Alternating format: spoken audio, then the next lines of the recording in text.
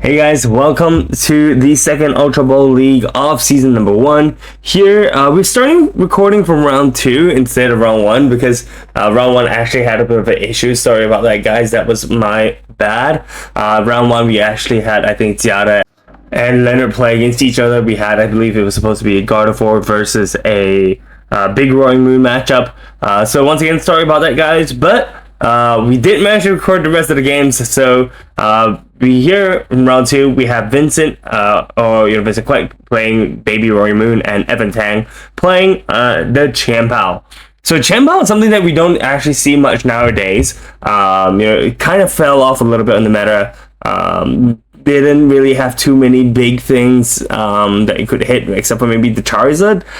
Could use the Iron Hands as well as the Greninja to take care of the single prize decks, but then again, didn't have many single prize decks to face up against. So just in terms of efficiency wise, it was just a way better play something else, like maybe even the Miraidon or even Big Roaring Moon. So I fell off just a little bit because once again, efficiency wise wasn't that good. Took a lot of things for the Chien-Pao to set up, but in this specific matchup, Chien-Pao versus Ancient Box, actually something which a lot of people think is that Ancient Box is favorite in this Chien-Pao matchup. However, I actually feel it's a little bit more of 50-50. It really depends on how the player plays.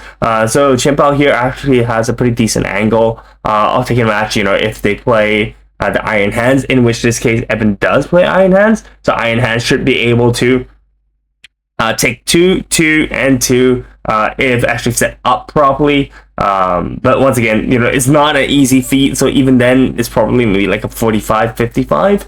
But yeah, so just going into the game, so we saw Vincent starting up first. He actually had a pretty good start, managed to throw 4 cards into his discard pile, 4 Ancient Box cards into his discard pile. And for those of you who don't know, the Baby Roaring Moon can attack for 70 base damage and 10 damage for every ancient card in the discard pile. So the more ancient cards he has, the more damage his Baby Roaring Moon is going to do. So here we have now it's Evanson, so that means that Chien-Pao started the game. Evan started off the game by playing that Canceling Cologne so that he could use Shivery Chill to look at the top, for his deck for 2 energy cards and put it into 2 water energies and put it into his hand. He could use the concealed.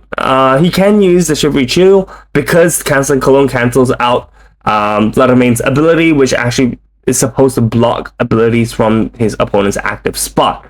So with this in mind, Evan actually has a pretty okay start. He's got 2 Frigidraxes. He also has his Radiant Greninja as well as 2 Chien-Paos that have already been set up. And in addition to that, he already also has the Water Energy in his hand from the earlier Shivery Chill. And that's also a Pokestop, which, by the way, helps both players in this specific matchup. So I think both players aren't going to be too upset about having that there.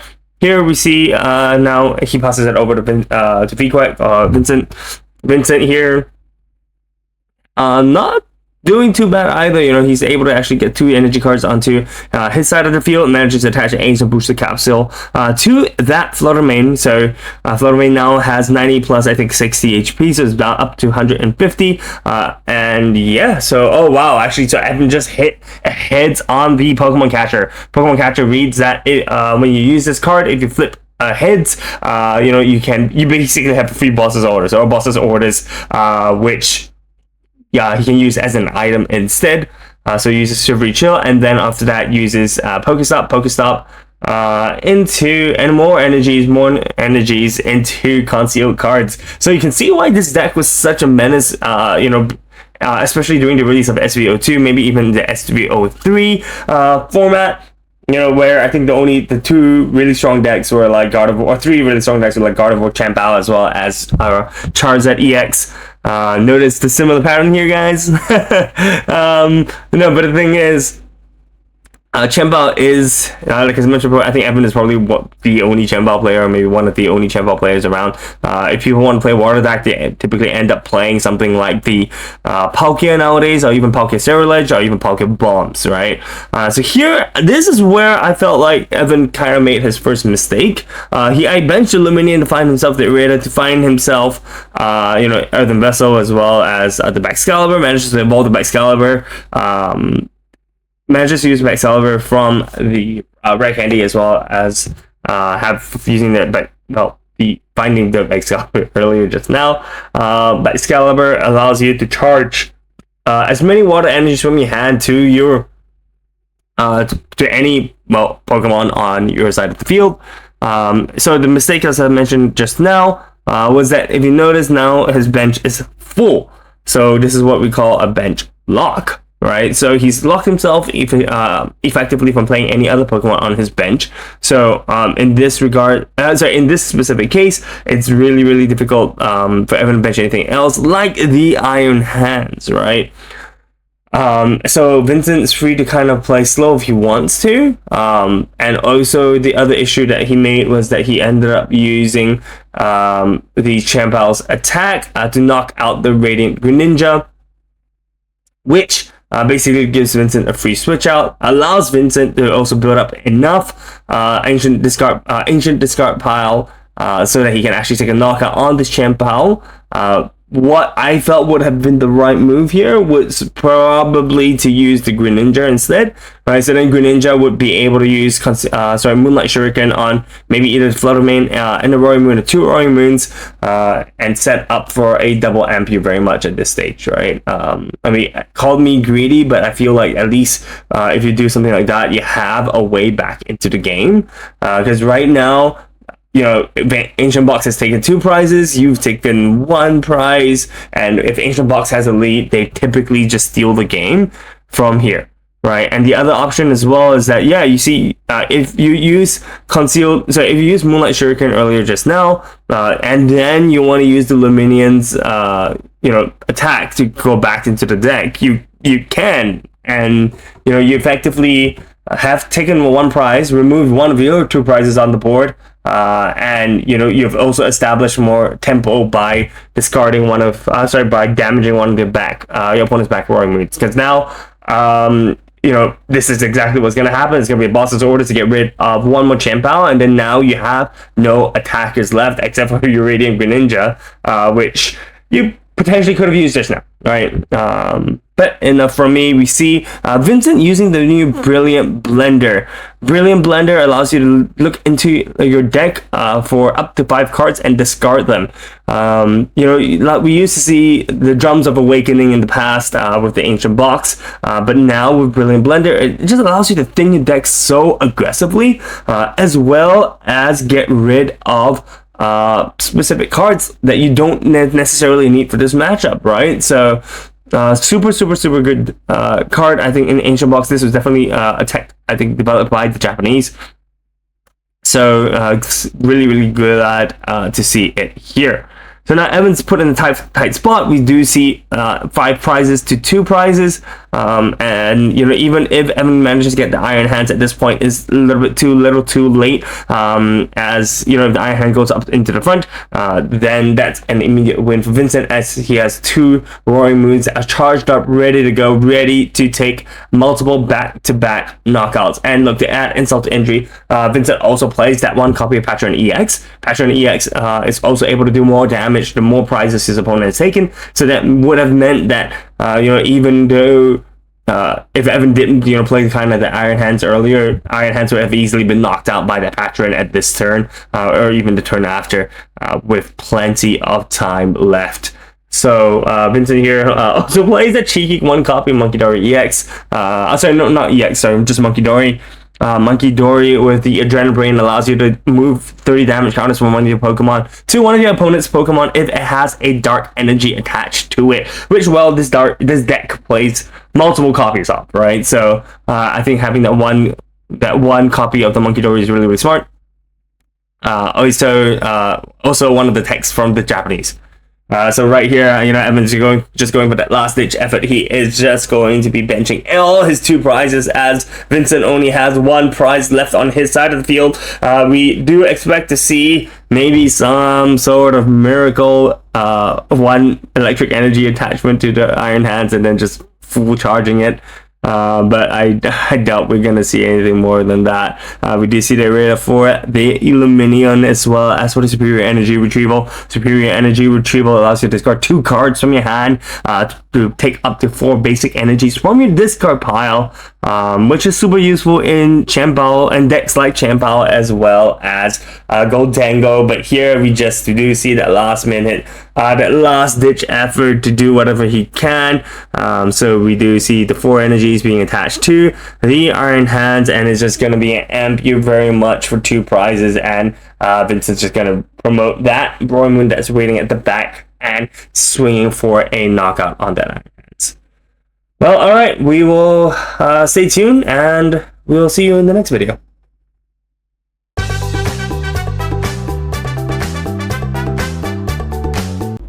Hey guys, welcome to round number 3 of the Ultra Ball League that happened at K10.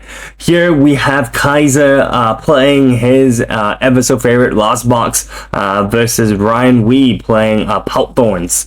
You know, this is one of the decks which came up fairly recently. Okay, I say that, but it's probably been maybe about a month at this point. Where, you know, Pulp is... Pulp is generally a very strong card, but the thing is that it generally needs something to slow its opponents down. So people thought, hey, look, why not we pair Pulp with Thorns, and somehow the deck still managed to work. I'm not a huge fan of the deck personally. I feel like you either have it or you don't.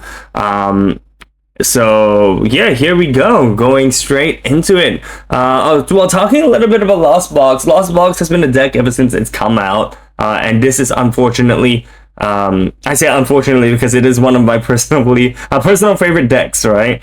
Lost Box has been played ever since it's come out, and unfortunately it's one of the decks which will be rotating this coming April. And Lost Box is just so flexible. You're just able to play it with so many different things. At one point we get to see it being played with Giratina. At one point it was literally you could play it with all the Lost Box cards and maybe like Radiant Charizard, so Sablezard. At another point we had Super Tina, you know.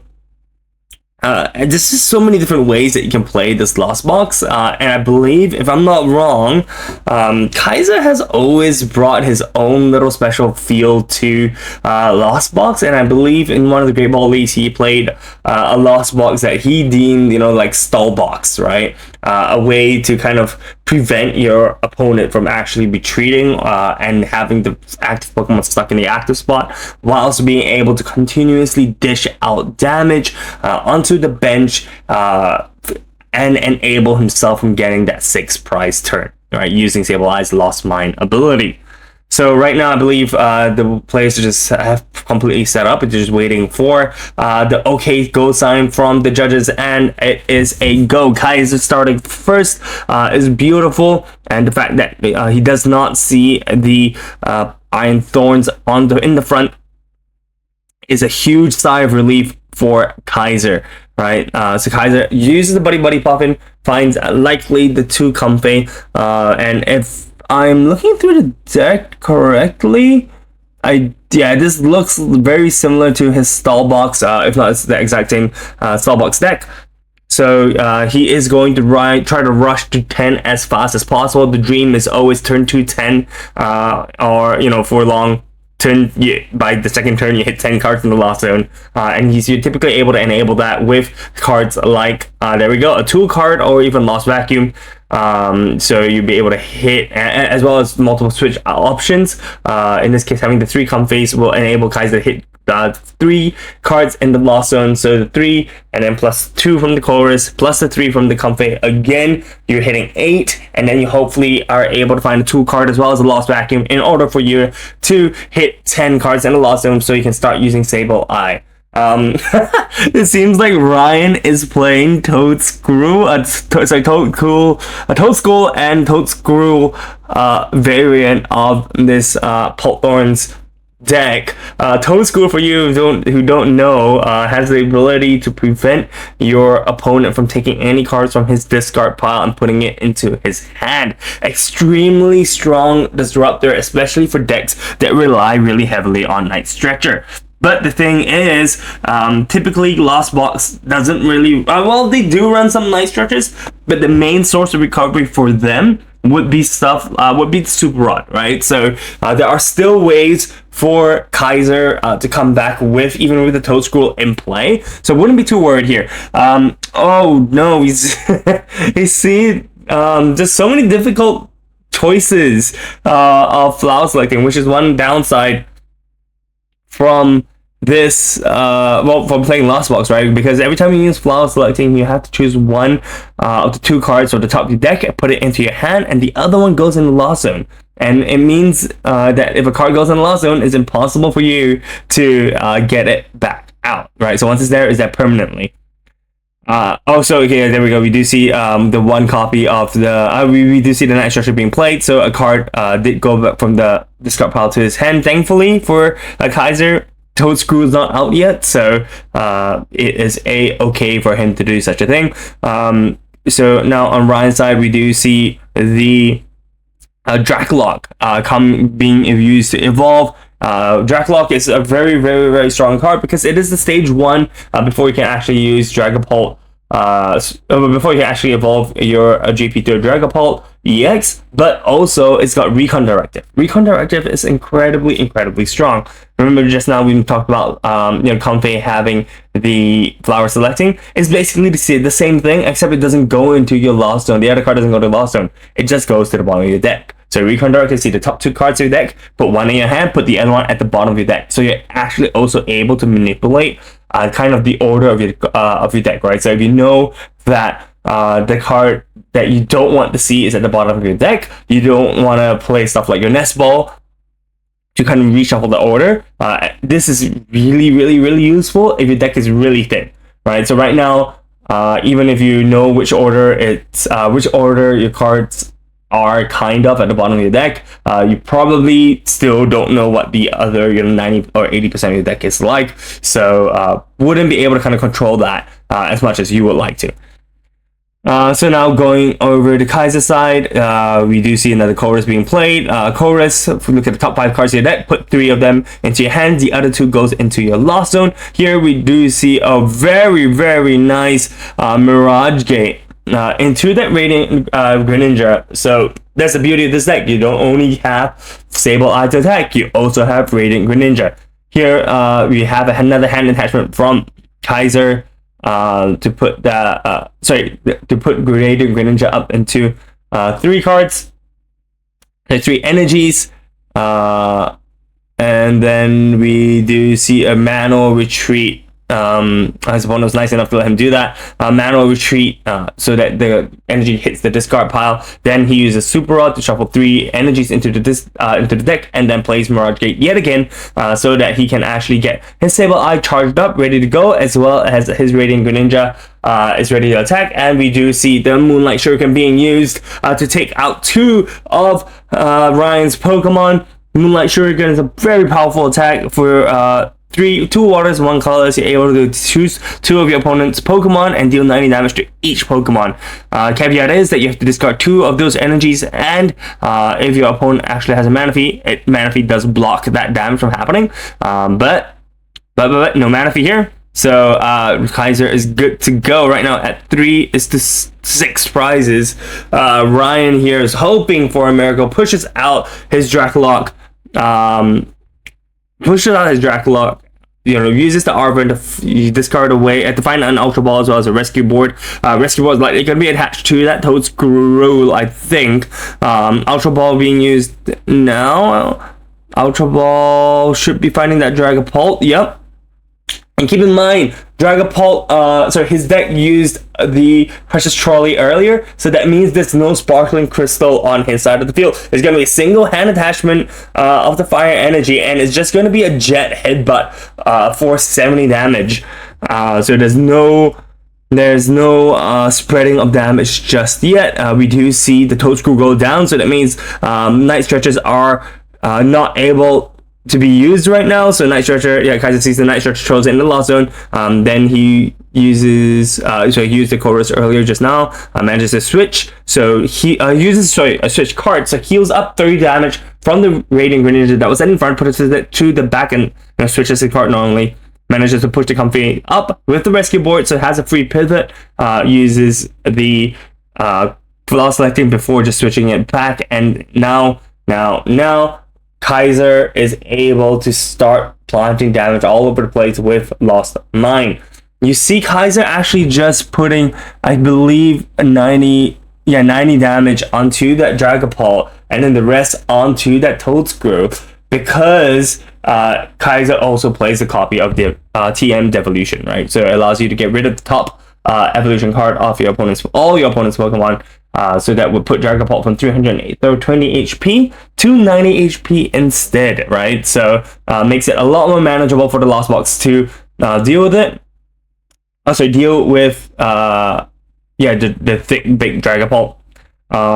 And now, so Bryan manages to take a return 2 prizes from the Comfey as well as the Sableye, but that does not face Kaiser at all. Just uses Super to shuffle back 2 Psychic Energies as well as the Sableye into this deck. We are likely, we see a 1 Psychic and a Sableye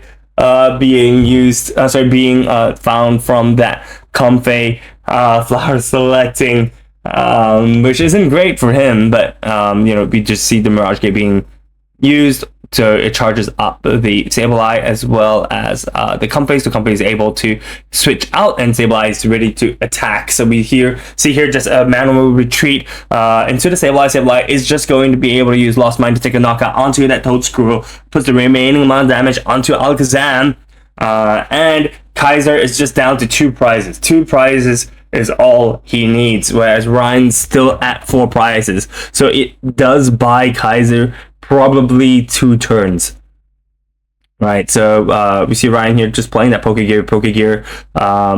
That allows you to look at the top 7 cards of the deck, find a supporter, and put it into your hand. So in this case, you manages to find the Boss's Orders, but it may be a little bit, maybe too little too late, right? So we do see the damage being shifted around so that Ryan can consistently take 2 prizes every single turn that he can attack, right? So he's going to take 2 prizes here. He's going to be a Phantom Dive onto that Sableye as well as that Comfey. But we do see the Blood Moon Ursaluna in Kaiser's hands. So Blood Moon Ursaluna does 240 damage, which would be enough to sweep this Dragapult that's in the front. But Blood Moon Ursaluna will need 1 energy card. So Blood Moon Ursaluna has a really good ability which allows you to attack for 1 less energy card for every prize that your opponent has taken. So in this case, Ryan has taken 3 prizes. So Blood Moon Ursaluna's base attack is 5, so you only need 2 energies, I believe. There's 2 energies? Yeah, I think it's 2 energies. So we do see there we go, 2 energies attached under Blood Moon Ursaluna, and takes the direct knockout onto the Dragapult EX. Beautiful game, very, very well played by Kaiser, and this is why the man is so comfortable on his Lost Box. Alright guys, stay tuned for the next round. See you in a bit.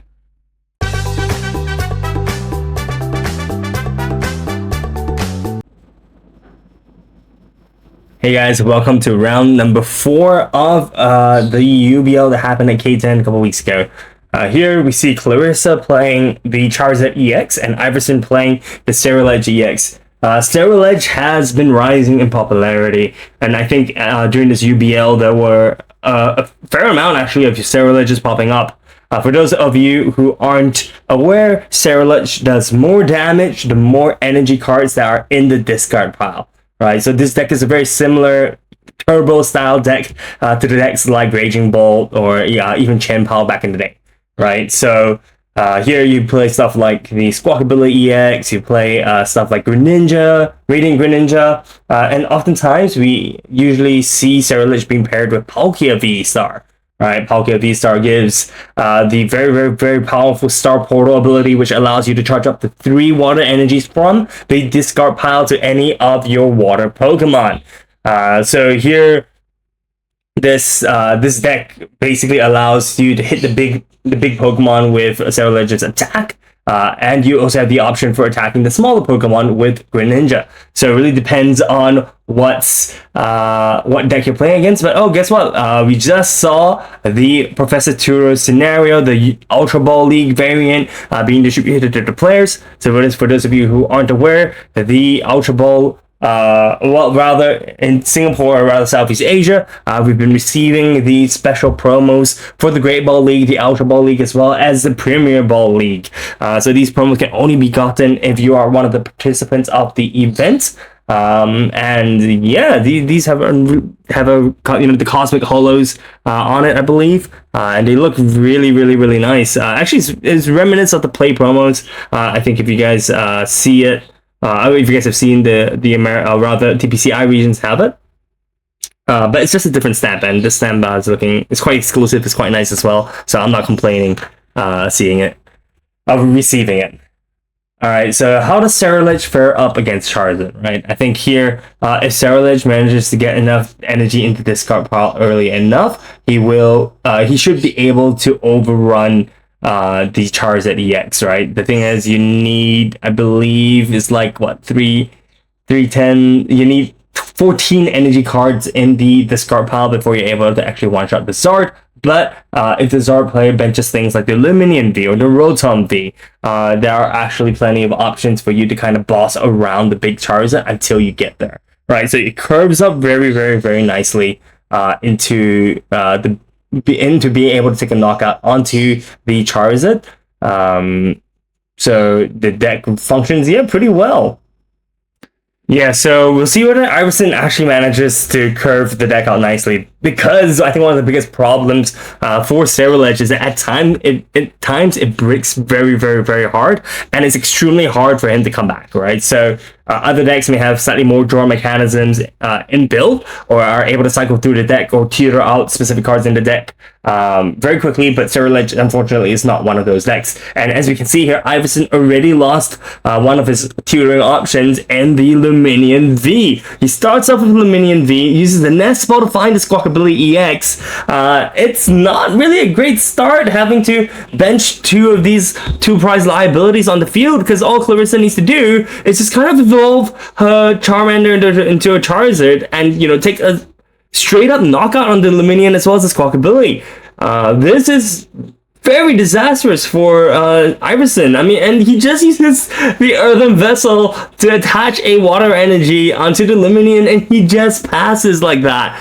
It's not the start you want to see. There's no Char Cadets. There's no anything on the side on his side of the field. No Palkia. No Greninja. It's so dire. But on the other side of the field, Clarissa immediately bounces out that jamming tower with her own collapsed stadium. And we also see the Buddy Poffin, the Nest Ball being played. Clarissa has the start of the century, manages to find that Rotom, has the double Charmander as a Pidgey on the bench as well. This is all Clarissa needs to set up. I think the only other thing that she may want here is the Forest Seal Stone, maybe on the Rotom V, but no, she just uses the instant charge. This is exactly what Charizards want to see during turn 1, and I'm pretty sure she's not going to be complaining. On the other side, Iverson does actually manage to have a Professor's Research, but it looks like he's got a grand total of maybe Earthen Vessel, and that's about it. I did not see much being used on his side of the field. He uses the Ultra Ball to discard the 2 energies he finds from that Earthen Vessel. Likely to find Charcadet. There we go. Charcadet comes down on the field finally. Turn 2. One turn a little bit too late. This deck wants to be as aggressive as possible. Possibly actually taking a knockout on the Rotom V actually during this second turn. But all he can do during this turn is attach that fire energy onto the Charcadet and just kind of pass. This is disastrous. I mean, look, there is a world where he could have attached a jet energy onto the Squawkabilly and then kind of uses Motivate to charge up the Lumineon or the Charcadet. If he charges the Lumineon can use Aqua Return to go back in the deck, reduce 1/2 prize liability on his side of the field. But, I think he opted for the potentially safer or more straightforward play here. Not running to risk anything, I suppose, but on Clarissa's side, she manages to have everything that she needs. Has that double rare candy for the Pidgeot evolution as well as Charizard evolution. And it's just a straight beat down using Burning Darkness on to knock out the front Luminion V on Iverson's side of the field. Iverson here manages to use a Ultra Ball, does find one more Charcadet. But at this point, is it too little too late? We do see Manual Retreat onto that Squawkabilly. We do see a boss onto that Rotom V. Ceruledge is online. Ceruledge is now dealing, what was that, 100, 130, 100, no, 200? 200, I believe it's 230 or 220 damage. But whatever it is, it's enough to take a knockout on that Rotom V.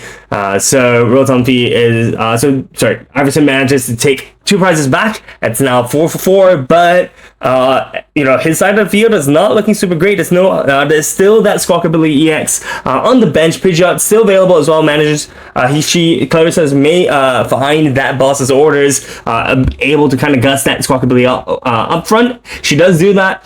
It is the easiest way to victory, 2, 2, and 2. And if Iverson here takes a knockout onto that Pidgeot, all Clarissa needs to do is basically take a return knockout onto that Ceruledge, right? Because there's no there's no single prize Pokemon on Iverson's side, which is able to take 2 prizes on Clarissa's side of the field, as all of Clarissa's Pokemon are evolved. So there is no chance, even for a Greninja Moonlight Shuriken to take 2 prizes to kind of retake the lead on that front. So even though Iverson right now has kind of managed to thin out his deck very, very, very aggressively, even throwing out some very, very important resources like the Ceruledge EX as well as the baby. I think he's looking at the baby Ceruledge right now, but even then, baby Ceruledge only can do snipe for 180 damage, I believe, which is still not enough to take a 2-prizer on Clarissa's side of the field.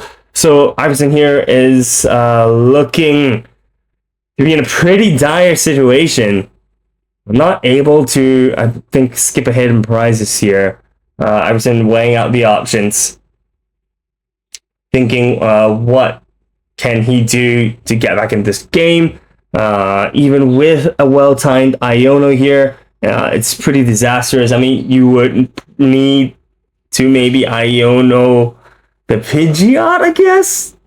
I don't know. I mean, I don't even think that's gonna work, right? Because if you Iono the Pidgeot, then your Ceruledge is still in the front to take a knockout. So I don't think there are any options that Iverson can do at this stage of the game.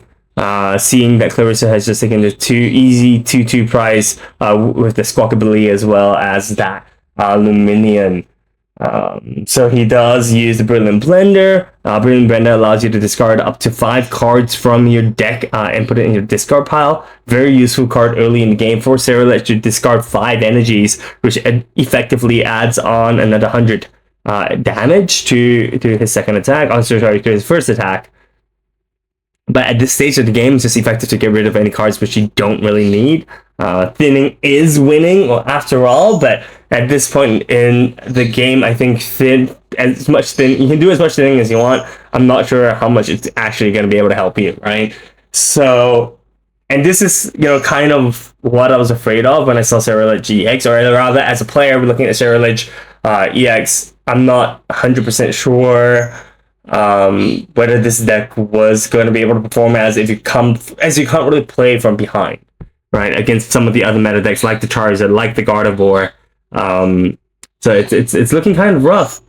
Keep in mind, I'd also like to remind the viewers that this format that we're playing is SVO8. 8.5 was not released yet in this format, so there is no Bidoof in here, which is why you're still seeing Charizard at 3-0 at this stage of the tournament. Here we see Clarissa playing the Duskull, the Bravery Charm on the Duskull, and then we see a Luminion being played. I don't know, this is confusing, because all she needs to do is just take a knockout, no? Now it's a 2 prize? So a 1 prize on the Ceruledge? I don't know, I'm a little bit puzzled at what was happening here, but I think maybe Clarissa was thinking to just prep a boss's orders with the Luminian V. Yeah, that's probably it. Okay, so we do see Iverson picking up the Luminium V from his discard pile with that Night Stretcher. Stretcher allows you to pick a Pokemon or a energy card from your discard pile and put it straight into your hand. We do see him pick up that Pel Pad. Pel Pads are going to be used to shuffle back the boss's orders. He can choose up to 2 supporters, but we'll see whether he will choose. Yep, okay, so he chooses 2 boss's orders, and then he's likely going to play the Luminium V to find that boss's orders, and it's gonna boss out. I want to say, okay, look, honestly, at this point in the game, whatever he bosses out is likely going to, or rather, he's gonna kill whatever he bosses out, and then he's Clarissa is gonna take a return knockout. So this game is quite, I think, is that set and done already. Unfortunately, I don't think there's just much Iverson can do. This angle, he uses Iono, but Iono not gonna be able to do too much here. Your Pidgeot's still on the field as well, so Iverson's gonna be able to. Clarissa is gonna be able to pick up a boss's orders if she plays another one, or just take a straight up knockout. If Iverson decides to take a knockout here on this Charizard, he does play a copy of Briar. Briar gets discarded. Yeah, okay, no, I don't think there's a way, because Clarissa's already down to 1 price. So Briar's completely, Briar's effect is completely new, right? So, right here, will Iverson see a way out? I mean, I'm not 100% sure what his 60 is going to look like, and Iverson just decides to scoop, seeing that there's no way out from the corner that he was put in. So yeah, that is round number 4 of the Kouriten UBL, and we'll see you guys for the next round.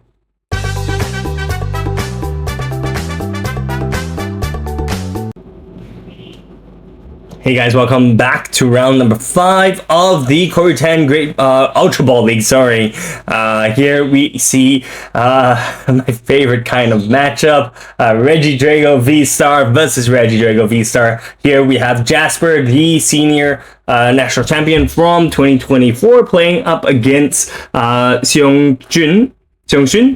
Sorry if I mispronounced his name, but we see the 2 Regidrago players playing it out, duking out against each other.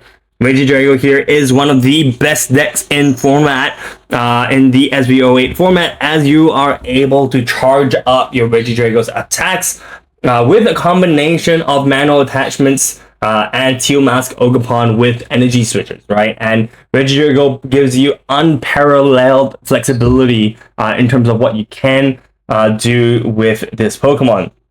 With its powerful Apex Dragon attack, you are able to copy any of your Dragon type Pokemon's attack any of your Dragon type Pokemon that is attacks which are in the discard pile. So basically, if your Dragon Pokemon is in the discard pile, you're able to use that attack, right? And right now, there are very, very, very strong Dragon type Pokemon in the format. You have stuff like the Giratina V-Star with its Lost Impact attack, which allows you to do a whopping 280 damage. But the trade-off is that you have to put in 2 energy cards from your field to the Lost Zone. You also have another attacker in the Gudra V-Star. A Rolling Iron allows you to do 200 damage to your opponent's active Pokemon.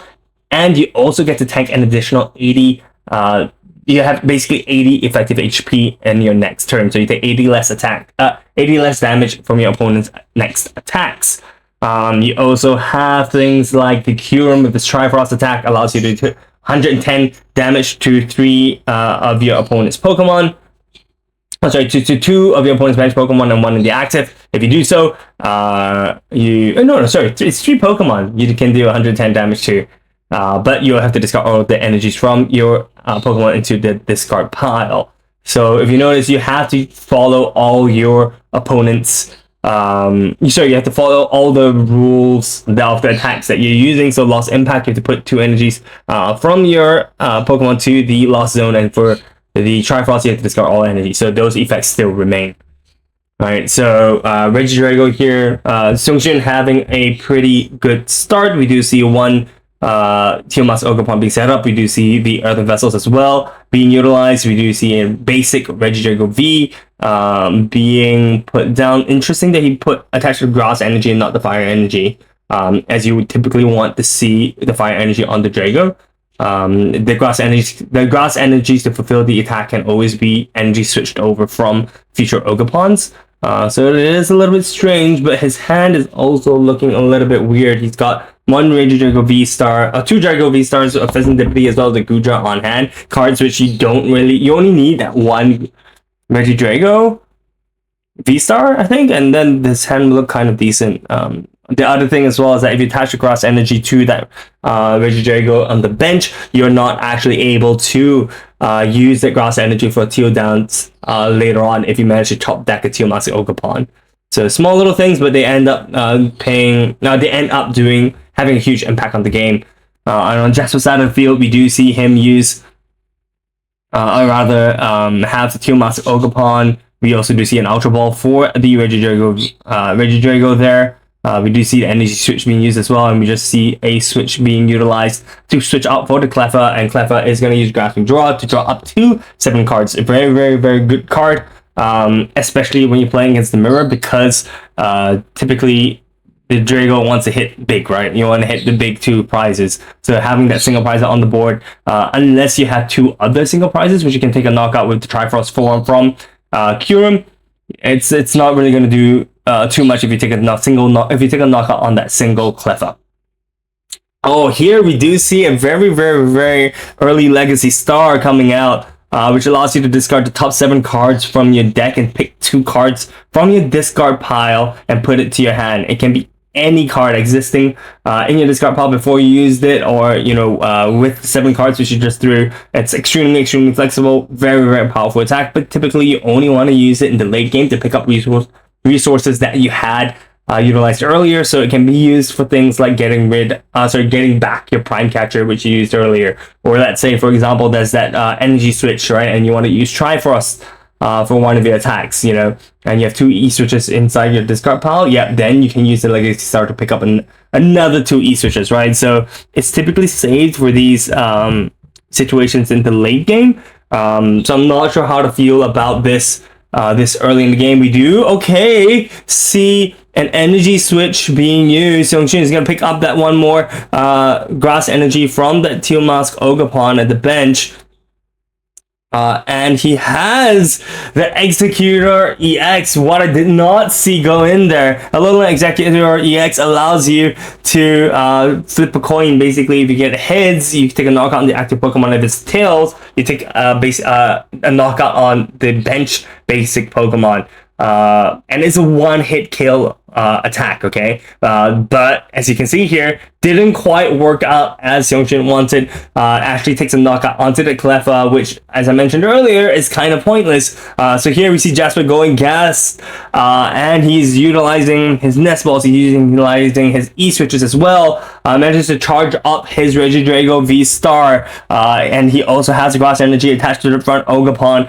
So he has a pivot option here. Cleffa being locked out, activates the script. Pheasantipity being online now as well draws him 3 cards. So Jasper has a huge hand, uses Earthen Vessel as well to get rid of the Kouriten. Kouriten now also being a potential attack. One more Teal Mask Ogerpon comes out, and here we have Jasper that's also using the V-Star ability, the Legacy Star, but he hits what he wants right here, right? He was thinking so hard for the deck for that Giratina V-Star, utilizing Lost Impact to get rid of the Regidrago V-Star. For Seong-Shin's Regidrago V-Star, the opponent's Regidrago V-Star. So now it puts Seong-Shin at the back foot because he only has that one Teal Mask Ogerpon. And he also used his Legacy Star earlier, so he's not able to pick up the 2 E-switches that he utilized. So he needs very specific cards. He needs one more Teal Mask Ogerpon. He needs a Fire Energy for attachment, which I don't see here. Yeah, I don't see that. And he also needs the 2 E-switches left in his deck, right? Because he used 2 E-switches earlier. So now we do see an Ultra Ball for an Ultra Ball and a Kyurem. He is likely going to find that one more Ogerpon V, I think. No! He aims for the Radiant Charizard. Oh, he's going back in, maybe? In these high pressure moments, every single move you do counts. So he does lock in that Radiant Charizard. Radiant Charizard with a Defiance Band is going to be able to take a knockout onto the Regidrago V-Star. But right now he doesn't have enough energies. He just attaches on the Regidrago V-Star and uses the switch. Now, Jasper needs to find a boss's orders, which I believe he picked up, didn't he? He picked up the boss's orders in the Superior Energy Retrieval earlier, so he is going to be able to use the boss's orders to get rid of that Regidrago V-Star. But I also did see the Prime Catcher in hand, so Jasper gets set up for the next attack as well. The Radiant Charizard is on the bench. He just needs 2 energies to attack next turn if Seongchin takes a knockout onto this front Drago V-Star. But here we just see a boss onto the back Regidrago V-Star on Seongshin's side of the field, and once again uses Lost Impact, gets rid of the energies from the Ogerpon. So this means Jasper is 4 prizes down and just needs one more 2-prize knockout, which is going to be on Seongshin's bench for the Pheasantipity or that Ogerpon EX. Everything's online and ready to go, but Seongshin puts a wrench in the plans, uses that boss's orders to pull up that Radiant Charizard from the bench, hoping to buy himself 1 or 2 turns from here. So we do see a very interesting play here. E-Switch being used onto the Mew. Right, and what Mew is able to do is the Mew is able to copy the opponent's attack. So if the Regidrago V-Star is in the front of Jasper's side of the field, Seongshin can actually use Mew EX to use Apex Dragon to basically have himself another Regidrago V-Star. Interesting play here, identified from Seongshin. We do see him just attach a Fire Energy onto that Charizard, and the Grass Energy was attached onto the Mew from a E-Switch. And here it's just gonna be, yeah, there we go, the Prime Catcher for either the Pheasantipity or that Ogerpon, and that would be game. Alright, what an exciting game from the side of the 2 Dragos, and we'll see you around for round number 6.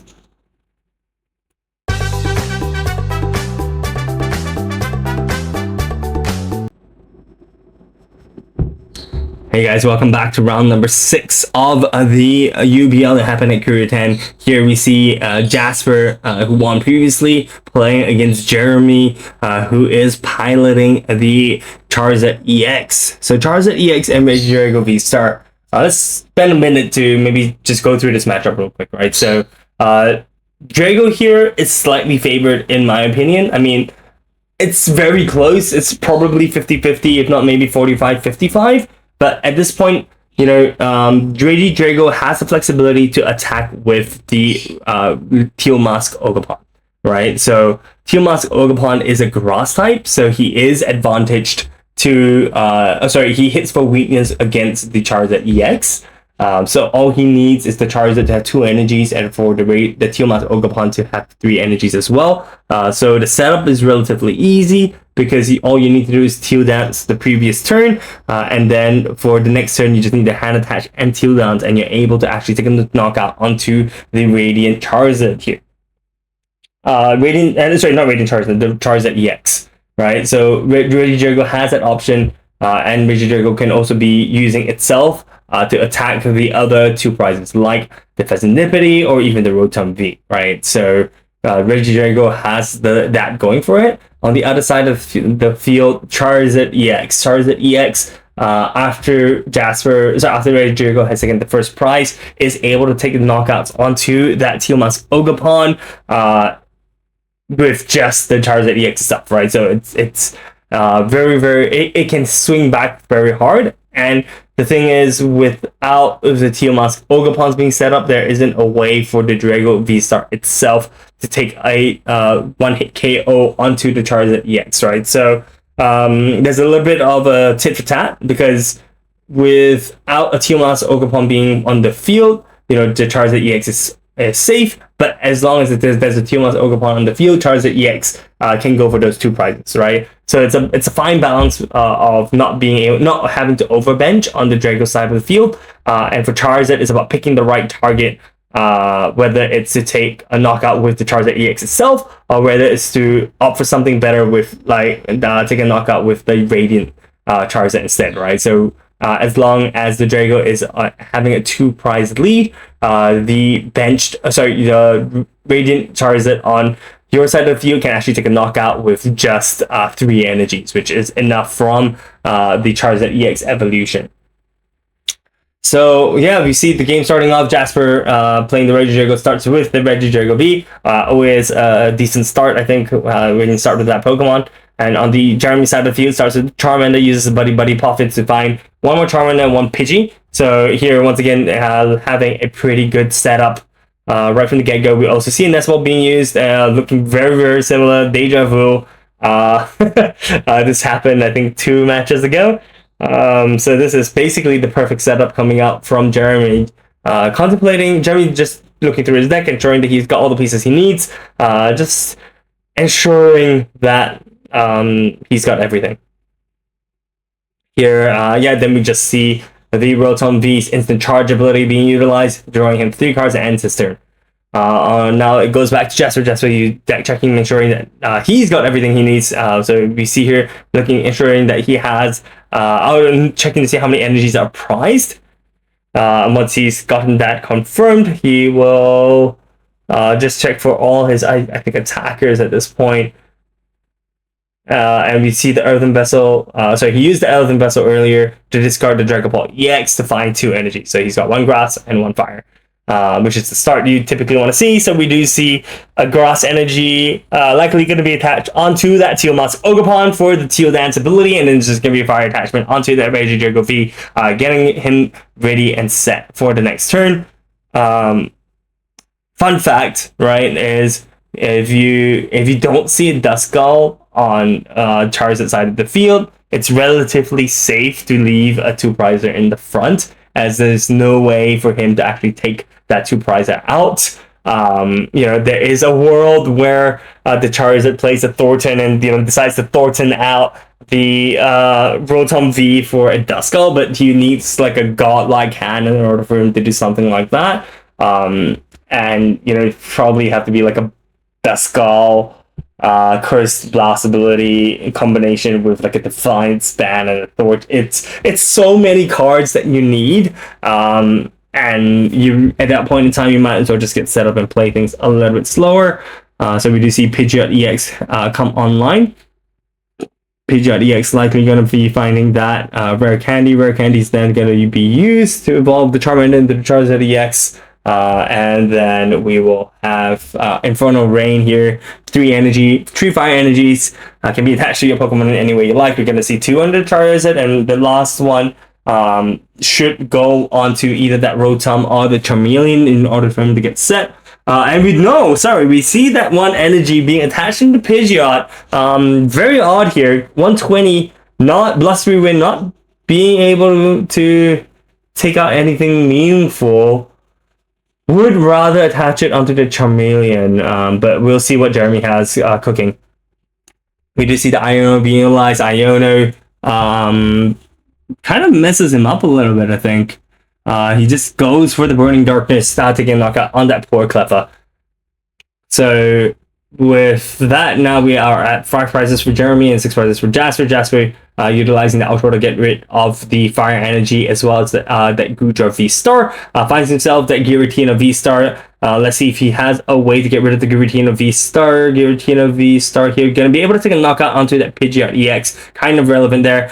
We do see Ultra Ball being utilized, gets rid of that Giratina V-Star right away. We do see Teal'c Teal Dance and being used, as well as just a manual attachment. And this is what we talked about earlier, right? If Ogerpon has 1 energy, he is actually able to take a knockout onto that Charizard EX, as long as the Charizard EX is fully charged up. But the good news for Jeremy is that there is a chameleon on the bench, so there is a way for Jeremy to come back as long as he's able to find that one other copy of the Charizard EX, right? But should be able to be found, I think. He still has Arvin, so Arvin can find the Ultra Ball, and the Ultra Ball can find the Charizard EX, I think, or if he has a Night Stretcher, he can also use the Night Stretcher to pick up the Charizard EX from the discard pile.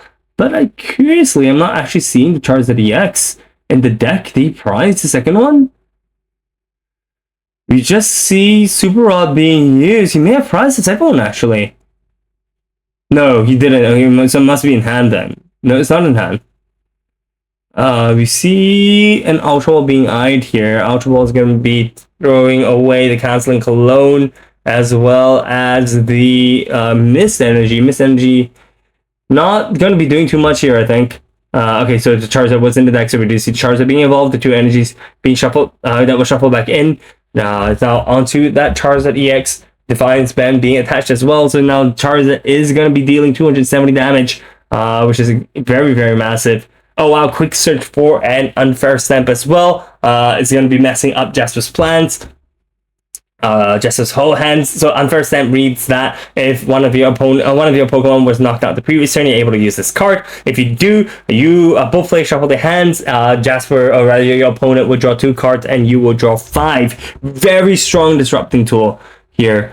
So he does use the Unfair Stamp, uses the Buddy Puffin to find up that Duskulls, 2 Duskulls, and then benches a Manaphy from hand. Manaphy is going to prevent the Trifrost, the Trifrost option for Jasper, and now Jasper is in a very dangerous situation. He's got 2 cards from the Unfair Stamp. He draws 1 card, and then he's going to use the Serendipity to draw another 3 cards to the 6-card hand, which he would probably, I think, have been at like a 9-card hand if it wasn't for the Unfair Stamp. So massive hand drops.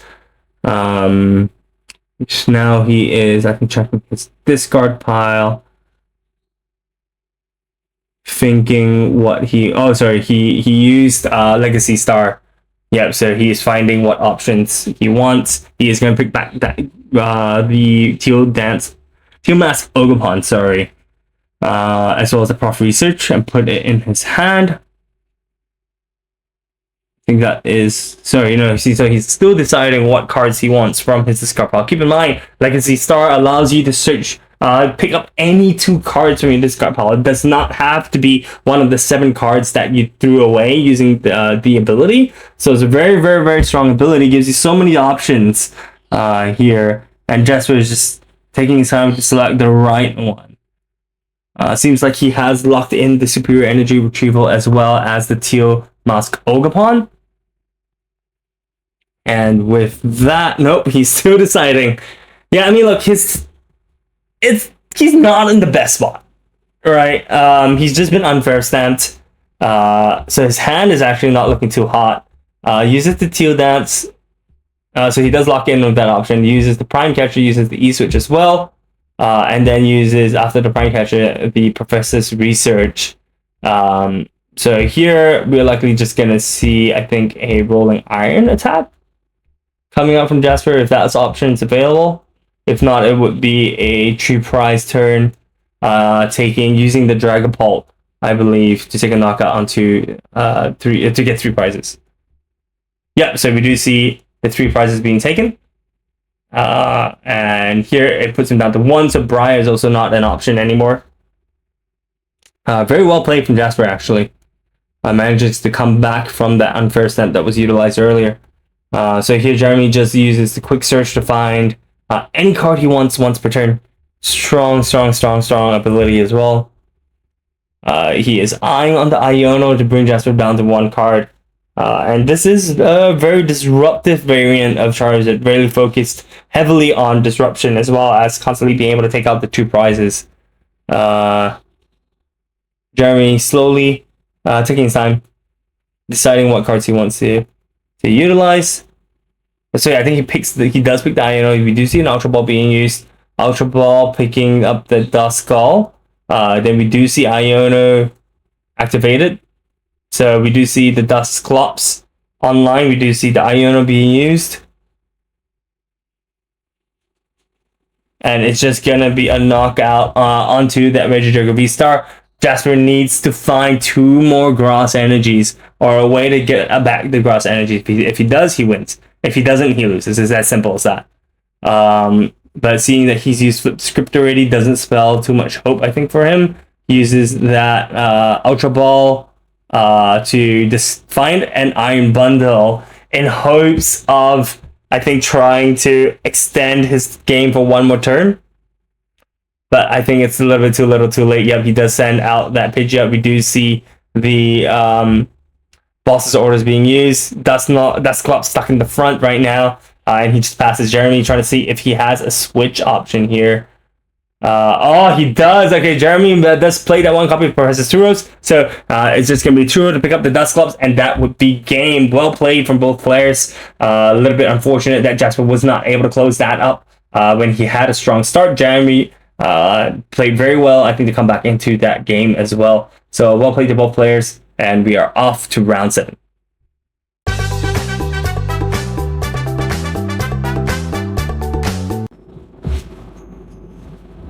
Hey guys, welcome back to the final round, final Swizz round of the day.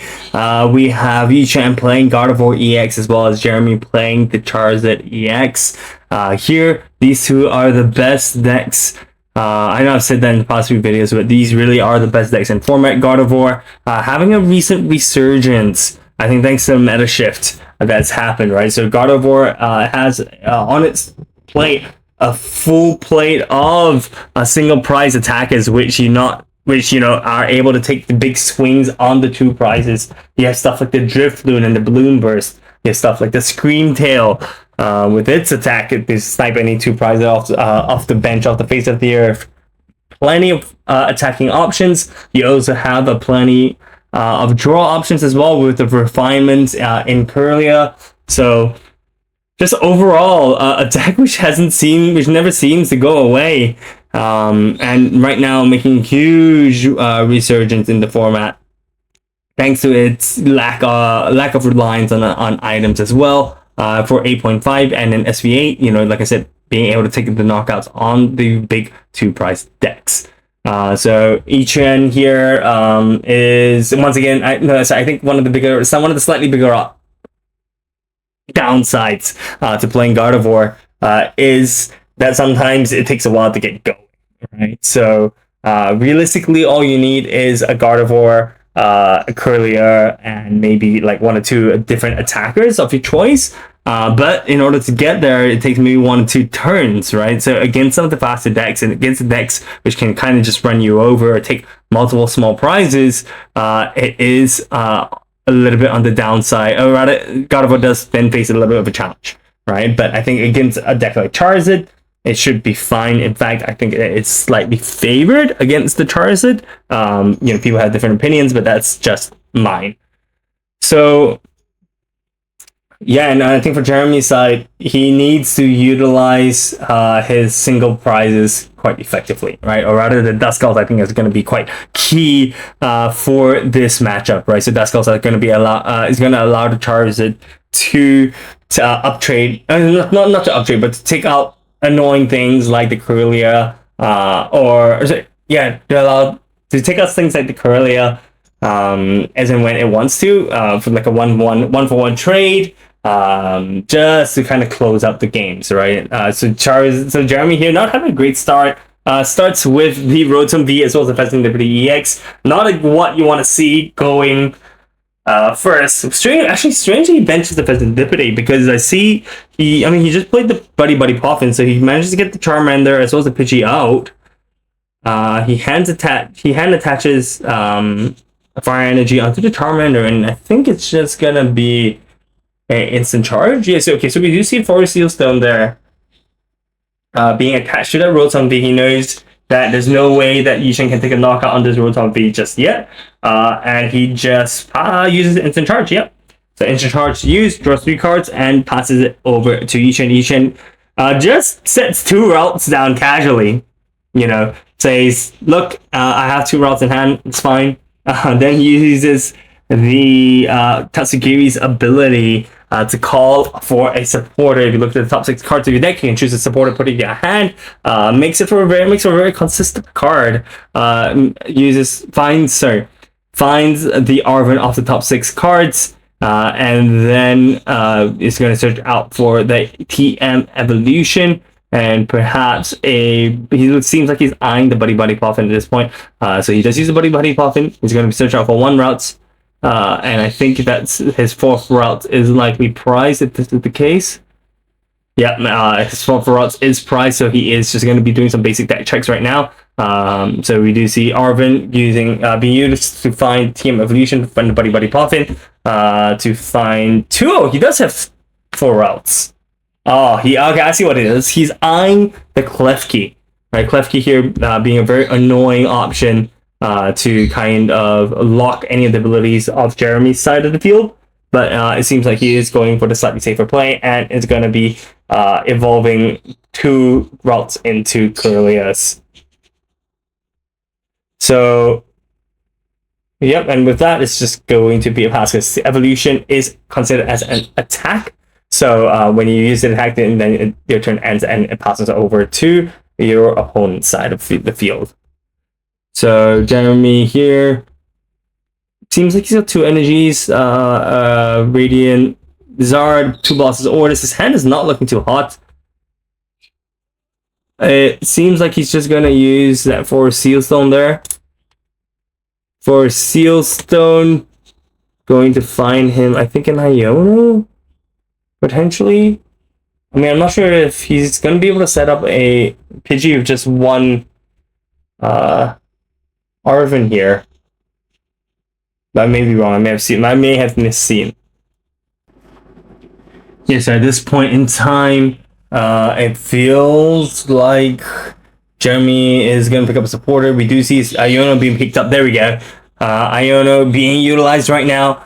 Shuffles both players' hands to the bottom of the deck, and you draw as many cards as you have prizes. So in this case, both players are going to be picking up 6 prizes. 6 cards from the deck. Thanks to the Iono that was just used. Jeremy's hand looking slightly better now. He manages to bench the Dust Golf off the top 6 cards, and it's just going to be an instant charge for another 3. So Jeremy's hand looking very big right now. Ishan on the other side actually managed to top deck a Earthen Vessel. I'm going to pick up another 2 more Psychic Energies, and the Psychic Energies are likely going to go into the discard pile thanks to the refinements of those Kirlias that you see on the bench. So it's going to be Refinement 1 and Refinement 2, I believe. There we go, Refinement 1. Draw 2 cards. So Refinement allows you to discard any card from your hand to draw 2 cards, right? So very powerful ability. And you can use as many refinements as you have Kirlias on your bench, so manages to discard the Buddy Puffins as well. For more and more cards, Artisan being placed down right now allows you to pick up a basic non-rule box Pokemon from your deck and put it into your bench.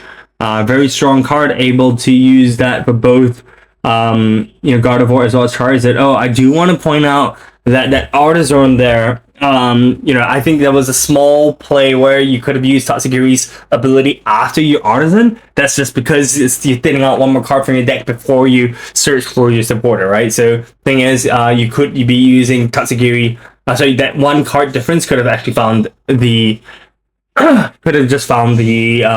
supporter that you needed. Right, so small misplay there, but I think it's just good for y'all to know. Okay, and then so we do see Screamtail being utilized. He uses second attack to deal 80 damage to that Charmander, and how he's able to do that is that he's doing 20 damage for every damage counter that's on the Screamtail. Right, so and you can choose any Pokemon on your opponent's side of the field. Since Jeremy does not have a mana fee there, he is able to just snipe out that Charmander. And right now, Jeremy's not going to be able to evolve the Charmander into Charizard, which is super unfortunate here. We do see a second Charmander just being placed down just now. But there's nothing that Jeremy can do to attack this turn, I believe. We do see Arven being used. Arven is going to find himself that Ultra Ball as well as the Defiance Band. Ultra Ball Okay, that was interesting. Being used to get rid of the collapsed stadium as well as the nest ball. To find that Pidgeot is going to be evolved. You are quick search is online. You can quick search out a Charizard EX. But you're just not able to play the right hand. Yeah, there we go. You're not able to play the right handy. That's right. The Charmander was just placed, so he is not going to be able to attack this turn. Manaphy does go down in the bench, but if Yi-Chan has any way to pull up that Charmander, Jeremy will be in a very, very, very tough spot. Jeremy here considering his options, considering what he can and can't do, so he is going to pull out that Gardevoir EX with a counter catcher. And from there, it's just going to be instant charge, maybe? It is going to be an instant charge. That's kind of risky because as long as there are 3 energy cards on each side of the field, he is going to be able to swing with the Gardevoir for a 2-price trade. So I guess Jeremy didn't have any energies in hand? Seems really risky, actually. In fact, I would go as far as to say, like, you could have retreated your Rotom V into the Manaphy and just kind of sacked the Manaphy there, because Gardevoir does not typically play copies of Council and Cologne, so you shouldn't be worried about that at all. Arvin being used right now, Arvin is going to be finding that Earthen Vessel being used to find more energies, more psychic energies. This is really, really good. You want to be thinning out the entire deck of your energies as a Gardevoir. And put him into the discard pile thanks to the Psychic Embrace ability from that Gardevoir EX. And I believe we do already see 2 Psychic Energies. There we go, in the discard pile. Because Gardevoir, all he needs is 2 Psychic Energies and 1 colors in order for him to use Miracle Force, I believe. And she does do that. Miracle forces that Rotom away. So Yi-Chan is down to 3 prizes. Jeremy's still at 6 prizes. But this is Charizard EX that we're talking about. Charizard EX is going to be knocking things out left, right, and center. We do expect to see the Gardevoir to go down here. Gardevoir has, I think, 270 HP left with the Defiance Band. And even without the Defiance Band, you are going to be able to take a knockout onto this Gardevoir EX. But Yi-Chan, if he has another Gardevoir EX in his back pockets, as well as having the Balloon Burst Drifloon, he is going to be set up to take a knockout onto this Charizard. Ooh, I'm not sure if I like the Dusclops. Dusclops here, a little bit dangerous. Yi-Chan is down to 3 prizes, so if he uses Dusclops here, he will be able to take a knockout onto that Scream Tail, but the 2 prizes from Yi-Chan's side can be taken from just taking a return knockout onto this Charizard. We do see Arvin being used to shuffle back to find a Super Rod, to shuffle back the Super Rod, but Arvin means no Iono, and we also don't see an unfair stamp that the unfair stamp that Jeremy has, so that is going to bring Yi-Chan down to 2 prizes, and all Yi-Chan needs is that Drifloon. Drifloon is going to be able to take a knockout onto that Charizard EX in the front, or if it's going to be like a Drifloon counter catcher, no, not counter catcher, Drifloon boss, he can take a knockout onto that Pheasant Debris as well. Yi-Chan set up for victory for Psychic Energies in the discard pile. He has 1 more in his hand. He has Tatsugiri as well. He has all the tools required. Are them being used right now? He is eyeing for that Drifloon. Drifloon is going to be able to take that knockout onto the Charizard, but the question is, does he have enough energies? He should. We see 1 in hand. We see 1 in the Tatsugiri. We see 5 in the discard pile. 4 in the discard pile. So that's 6. 6 is going to be 120 damage onto the Drifloon if he has a Bravery Charm. 120 damage is going to do it. 120 damage is 360. Sorry, 100 damage. No, 11 damage. Yeah. 120 is going to be 360, which is going to be enough. Is it 120? Is it 110? 110. It needs to be 110 damage. So the question is, will Yi-Chan be able to get all the pieces he needs here? So we do see Ultra Ball being used, discarding away that 1 more energy card. Ultra Ball is going to be used to find a Kirlia? Where's the Gardevoir? That's strange. Fully expecting to see the Gardevoir here. Unless his Gardevoir is in his hand, maybe. We do see Refinement. Picks up the Gardevoir. Okay. Interesting.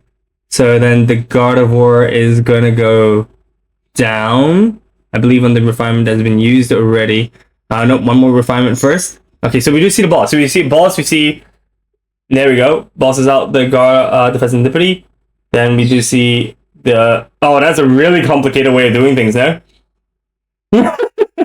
That's a really complicated way of doing this. He decides to go for the style punch to pick up the Monkey Dory and the Darkness energy, so he is going to be able to use the Adrenaline Brain from the damage that he applied on the Gardevoir. He's going to shift the 30 damage to the Pheasantipity, which is in the front, and then which puts him at 180 HP, which is enough for a Miracle Force from the Gardevoir to take a knockout. Fancy way of doing things, but yeah, that's one way of doing it. Alright, so we're done with the Swiss round, so we will be recording the top 4 matches as well, so stay tuned for the top 4 as well as the finalist match.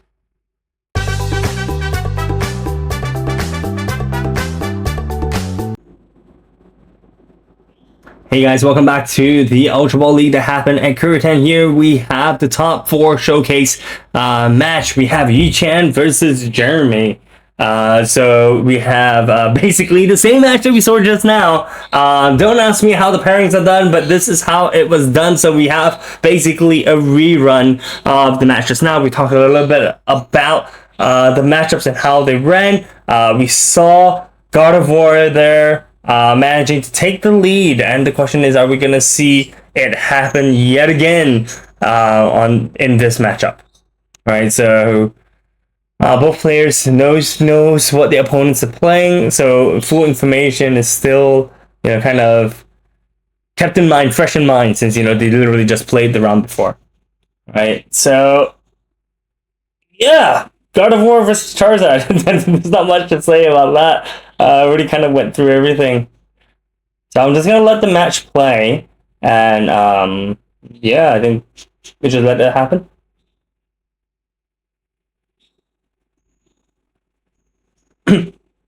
Alright, so the match has started, and here we see both sides actually having Manaphy as their opening bench, as their opening Pokemon, but Jeremy actually having to start with the Radiant Zard in the front is going to be hurting him a little bit. I don't recall seeing a switch in his deck earlier.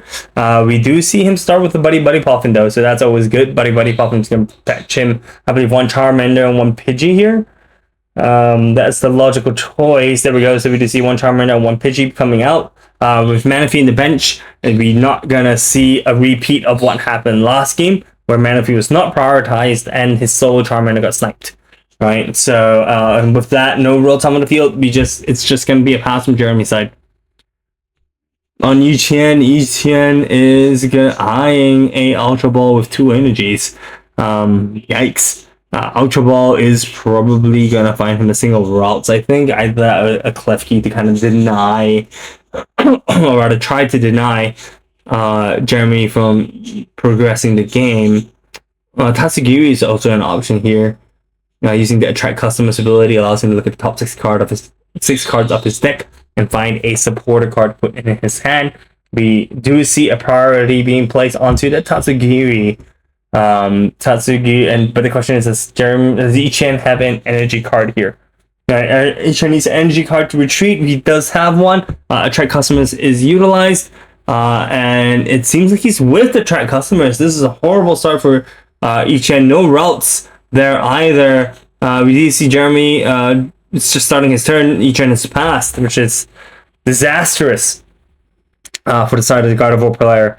Arvin being used on Jeremy's side. Arvin is going to be able to find, I think, the rare candy as well as that for Sealstone. No V Pokemon just yet. We do see a rare... Oh, okay, that's perfect, because this is going to be a rare candy onto the Pidgeot EX. Pidgeot EX Quick Search is just online. I think he may find... look, he can afford to play things a little bit slower, right? So he could just find a Buddy Poffin for a second Charmander. Or even a Nesball with a Rotom, and he just draw, because Gardevoir is not set up in any way possible. Okay, so we do see Nesball being used. Nesball is likely going to find that Rotom V. Yep. And here he's in wonderful shape. All Jeremy needs to do is use that instant charge and just drop his hand. We do see an attachment of the 4 seal stone there. And yep, it's just going to be an instant charge. So Jeremy has all the time in the world right now. Yichen does not have much of a playing field. We do see attract customers being utilized. Okay, this time we do see Arvin being found. Arvin here is going to be really useful. Is going to be able to find a Buddy Poffin as well as a Team Evolution, I believe. But does Yichen have an energy card in hand? There's already 3 energies in the discard pile. He still has, I think, at least another 4, 8. No, 6 more energies, 67 more energies, I think, in his deck. But here, I don't see a purple or black. It's just super unfortunate. Yeah, he's completely just... He's stuck. He's stuck. It's just gonna be a pass, I think. This is not what you want to see as a Gardevoir player, and this is what I was alluding to earlier, early last match. Yeah, look, it's just a pass. So Rare Candy Zard. Zard is gonna be able to attack this turn. Oh no, sorry, he needs a switch. Yeah. Not great. Yeah. And it's should just be an instant charge on this side, no? I mean, if there was a switch, the quick search would have been used to find a switch, I think, but... We just see an Iono being used. Iono here was... I don't know, in my opinion, Iono is not the right play because... you know that your opponent is bricking hard. You have quick search earlier. You have a switch. He could have used quick search to find a switch to switch out the Charizard for the Radiant Charizard. Oh, I don't know what's happening. Jeremy could have just didn't have to use the Iono there because his opponent was bricking so hard. Now I think, like, just when it looks at it, Yichen has a playable hand. Yichen is back in the game. And on Jeremy's side, he has to pop the Forest Sealstone as well. Forest Sealstone finding that Duskull was not what you wanted to do. And it's just going to be a knockout for the Tatsugiri on Jeremy's side. It's... Although he is ahead in prizes now, I'm not sure whether this is necessarily the best for the long-term play. You know, as mentioned earlier, the reason why I say this is because you know that your opponent was bricking very hard. Your hand was a playable hand. You have turns that you could just use instant charge for. You have quick switch as well, so you could buy all the time that you want. But now your opponent literally just uses 2 Kirlias, and with that, he is going to be online and ready to go. Gardevoir is going to be available next turn. And Yichen can start fighting back. It is just going to be a counter catcher onto that Radiant Charizard, which is a really good play by Yichen. And it's just going to be a pass. So Jeremy here needing to find a switch option, I think, for this Radiant Charizard. Unless he plays another copy of Switch, which is highly unusual. But he does eye that Professor Turiel scenario. So that is going to be an option for him to unstuck himself. And then I think he should be good to go with the Charizard EX. There we go. Charizard EX is being promoted. Do kind of want to see, again, no, you can't use counter catcher. You can't use bosses. So it is likely just going to be a hit in the front, I think, with that curly against that Manaphy. Yep. It's going to be single prize knockout on that Manaphy, which puts him down to 4 prizes. So next turn, Jeremy should be able to use... wait, didn't he have a Dusclops? I am a little bit confused. Yeah, he does have the Dusclops. The Dusclops could be used to evolve the Duskull, and then he can use Dusknoir to take a one-hit knockout on whatever Pokemon is on Yichen's side of the field, whether it's a Kirlia or whether it's a Fluttermane. But Jeremy opting to leave that Duskull there as it is seems a little bit strange to me.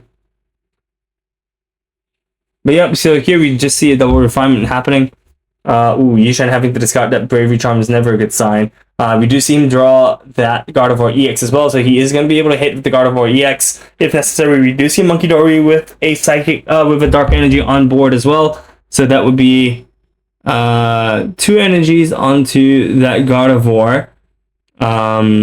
One energy onto that Monkey Dory. We should see a Adrenaline Brain. Yeah, there we go. Adrenaline Brain being utilized. So once per turn, if your Monkey Dory has a Darkness Energy card attached to this Pokemon, you can shift 3 damage counters from your side of the field to your opponent's side. Very useful for making up the numbers very nicely, right? So we do see that there, and then we see a Mind Bend coming out from Ichiban trying to buy himself more time by confusing the Charizard EX. Very, very, very good, do or die kind of strategy, right? If you've got nothing else to do, Mind Bend. So Jeremy here can't use the Unfair Step as well. We do see Quick Search being used. Quick Search is going to find another Charmander. No, a Dusknoir. A Duskull? Yeah, oh, okay, uses the Artisan for the Duskull. Okay, that makes sense. You see the rare cat? You see, I mean, if you can't just evolve it, it would have been fine. And knocking out the Curlia there does stop Yichan's draw options from happening, but it also does leave that Monkey Dory there to constantly just Mind Bend you, right? So, trade-offs, not sure if I agree with that, but seems to be alright for now, I suppose. And now the hand's so big, Jeremy seems to just try to just attack, and that is gonna be a Tails. So if you're confused, you have to roll flip a coin. If it's Tails, the tech does not go through, and you take 30 damage to yourself as well.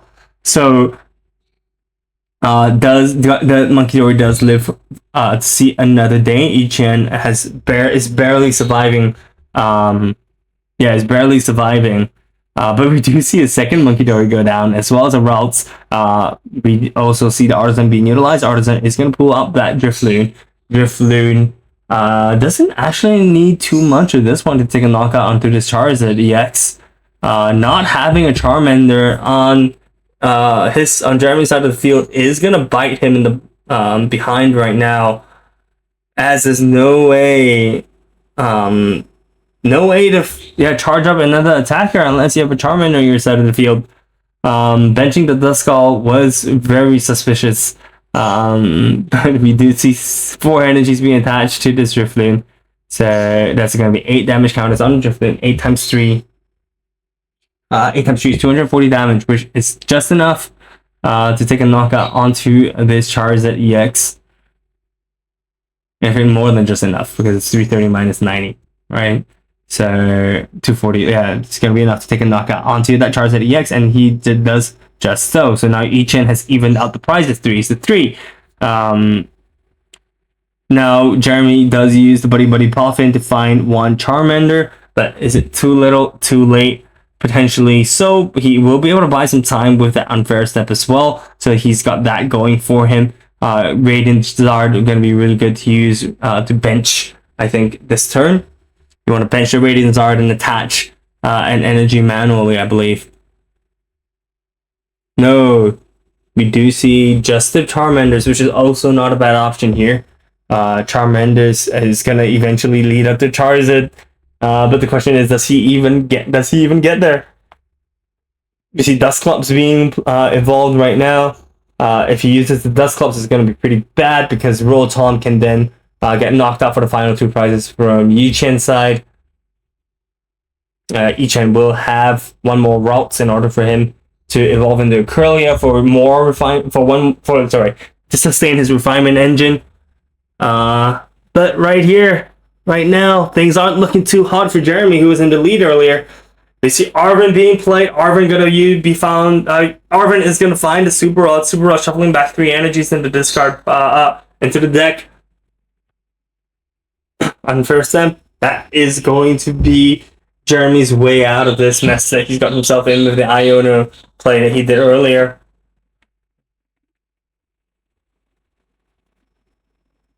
Just making sure that all what resources are left in each side of the field. And he does play the unfair step without thinning his hand, which is another small, I think, gameplay error there. Would recommend people to thin out their hands before you use unfair step, so that there's a high chance of getting the cards that they are looking for. Right, okay, so here it's just gonna be a manual retreat on the Pidgeot EX into a Charmander, and he just seems like he's gonna be sacking the Charmander here. Quick search already used. Oh, it's being used right now.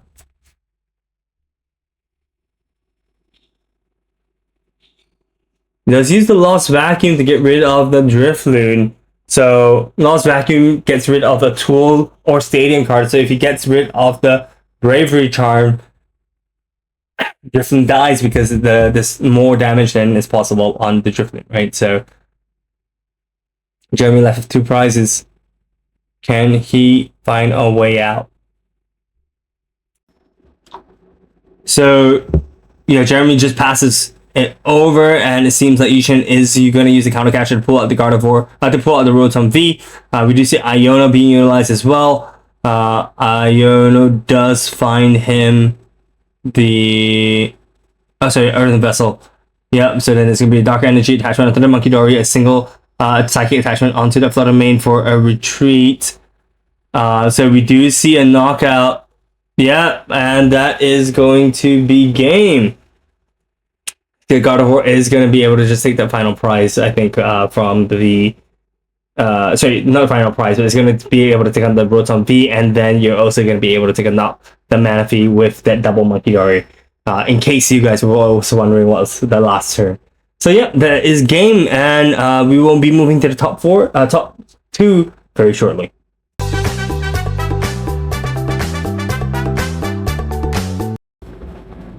Hey guys, welcome back to the Great Ultra Ball League that happened at Kouriten. Here we have the grand finals featuring Ichan playing his Gardevoir EX and Terry Tai playing the Gholdengo EX. Ichan's Gardy is formidable. He does know what to do at the right times. And Terry's Gholdengo is absolutely legendary, right? This is his season. He's been topping, I think, quite a few Great Ball Leagues and quite a few Ultra Ball Leagues as well.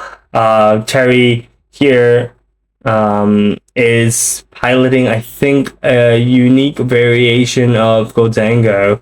I could be wrong. I think it's I think it's just a standard one with the with the Energy Search Pro. Here we just see where we see a deck where basically Gholdengo is able to search out for energies thanks to the Energy Search Pro A spec, which allows you to search for 1 energy of each type from the deck and put it into your hand, which is basically ammunition for the Make It Rain attack from Gholdengo. For 1 metal energy, Gholdengo is able to use Make It Rain, which says that you can deal 50 damage for every energy card you throw into discard pile from your hand. It cycles very, very well with the superior energy retrieval that deck plays 4 copies of, which allows you to discard 2 cards from your hand and take 4 basic energies from your discard pile and put it to your hand. Right? One of the common questions is, so where does Gholdengo get all his energies from? Or rather, get all his cards from? Well, Gholdengo has coin bonus, which is its innate ability to that allows you to draw cards. If it's in the active spot, you draw 2. If it's in the bench, you draw 1. Right, so Gholdengo is interesting because I think it's one of the few Pokemon which is both an attacker as well as a draw engine. So overall, if you're able to set up your Gholdengos, you should be able to take the game pretty quickly. Here we see Terry, after multiple mulligans, finally drawing a basic Pokemon. Draws the Gimmighoul and then plays the Buddy Poffin, which he will likely find 2 more Gimmighouls for. Oh, nope, sorry. He does find 1 Gimmighoul and 1 Duskull. Duskull is a very interesting addition here. Yeah, it's a very interesting addition here. You don't usually see the Duskull being played in this deck, but Terry is a master of Gholdengo, so I'm not even surprised to see something different being put in his deck. And on each side, we do see the Buddy Poffins being used. He's counting his energy cards. He is looking for I think 2 routes here. I don't expect to see a Klefki come out just yet, at least. Yeah, the setup is usually the most important thing, right? So in decks like this, you want to find your stage one. You want to find your basic Pokemons, aka the routes here, as they typically form the foundation for the rest of your game. You do see Ishan actually having one more routes in his hand. He opts to use he opts to use attract customers. Fails that, doesn't find any kind of supporter in the top 6 cards. Oh no, sorry, he finds Iono. Iono is actually pretty big here. Benches one more route, and I think he will not use the Iono. Interesting. Just passes over. Like that means that's telling me that he has a pretty good turn to hand, but I don't actually see many Curlias there, which is interesting. Irida being utilized to find the Greninja as well as the Energy Search Pro. Oh no, Irida finding the Greninja as well as the Ultra Ball, sorry. Energy Search Pro being utilized to find 5 energy cards. So that's telling me that he's got the other 3 energy cards are either in this card, either in his prizes or his hand. Okay, so Greninja being used. Concealed cards allows you to discard 1 energy card from your hand. Doesn't have to be basic, so that you can draw 2 cards, right? So you discard an energy card, you draw 2 cards. Those 2 cards can be then utilized as fodder for either your attack or the Ultra Ball here in this case. Ultra Ball finding the Gholdengo EX, and then a Nest Ball to find one more Gimmighoul. Gimmighoul here, coin bonus first being used, allows you to draw 2 cards because he is in the active spot. We do see a hand attachment of the Steel Energy. Pokestop being used gets rid of the Counter Catcher as well as the Buddy Buddy Puffin. Uses the Buddy Buddy Puffin to find 1 Manaphy and just uses 2. Make it rain for 2 energy cards, which is enough to deal a knockout onto that Tatsugiri. So now we see now we see Yu Chen promoting a route because that's all he had at that point in time. It is going to be, I think, an Ultra Ball for the Curlia.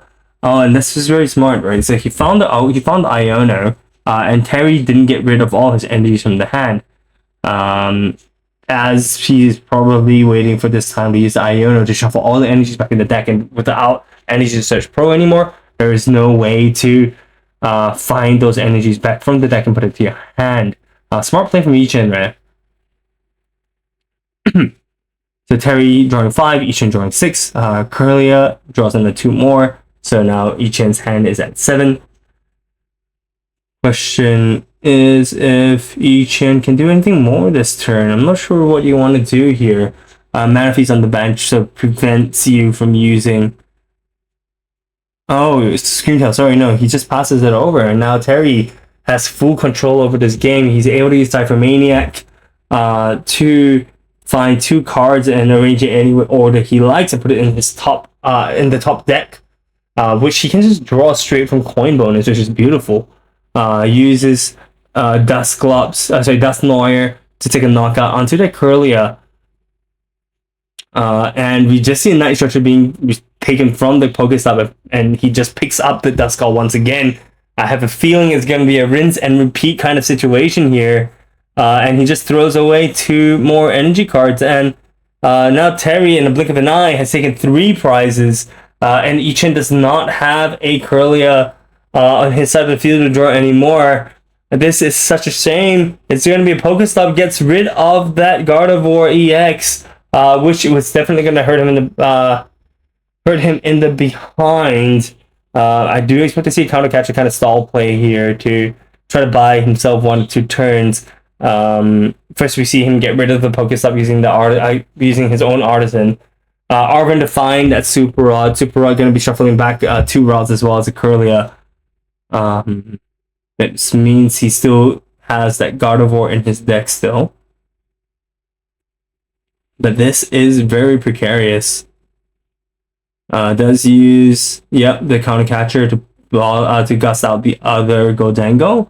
I'm not sure Gholdengo is the right option. I think maybe the Kouriten Ninja may have been a slightly better option because it forces him to retreat, right? Because with the Gholdengo, you're able to then just attach 1 Metal Energy onto the Gholdengo, and then once again you can still attack, right? So Not sure if that was the right play, but we do see manual retreat from the Monkey Dory into the Flutter Mane, so it switches off the coin bonus in the front Godango. So Ichin trying to find all his ways to slow Terry down. We do see Unfair Ascent being utilized as well. So this is, I think, probably the best thing Ichin can do at this point in time. The only other thing is maybe an evolution, TM evolution of an energy card, but he's already manually attached, so that option's out the door. So now Terry, he passes it over to Terry. Terry is just going to be able to use coin bonus at the back to draw one card. He does top deck the Irida for two. Irida for the Earthen Vessel to get rid of the Nest Ball, and Earthen Vessel finds 2 energy cards, which allows him to get rid, I think, of that Flutter Mane, and Flutter Mane only with 90 HP. We do see the hand attachment of the Seal Energy, and it's just one energy card being thrown here to kill that Flutter Mane, to knock out the Flutter Mane, sorry. And now it puts Yichen really far behind. I mean, he was already behind before. We do see the rods in the front. We do see a Psychic Energy attached there and a TM Evolution as well. So it's likely going to be a TM Evolution for the 2 Curlias at the back. Artisan being utilized right now to find himself a second Ralts. But this may be too little too late. Yichen's at 5 prizes. Terry is at 2 prizes with a Duskull on the bench as well. Yeah, so Yichen had already done a manual attachment, so he is just going to use TM Evolution here for 2 Curlias. But all Terry needs here is a Rare Candy, Dusknoir, and 2 energies, and that is going to be game if he's able to pull those exact cards. So you see coin bonus first coin bonus being used to draw 2, second coin bonus being used to draw 1. We do see the Stretcher come down. Stretcher is going to pick up that Dusknoir. We do see Rare Candy come down. He is going to knock out, I think, the Monkey Dory using the Dusknoir, so he is taking 1 prize. Yichen is going to take 1 prize as well. Does Terry have enough energy cards? We do see the last coin bonus being utilized. We do see Irida coming down. Irida finding that Superior Energy Retrieval, and Superior Energy Retrieval is going to be able to find him that last 4 energies for a knockout onto Yichen's front Pokemon. That is going to be it for the finals. Congratulations, Terry, for winning the whole Kouriten UBL. And yeah, so that wraps up the UBL that happened at Kouriten. Stay tuned for the next UBL recording, which should be releasing relatively soon.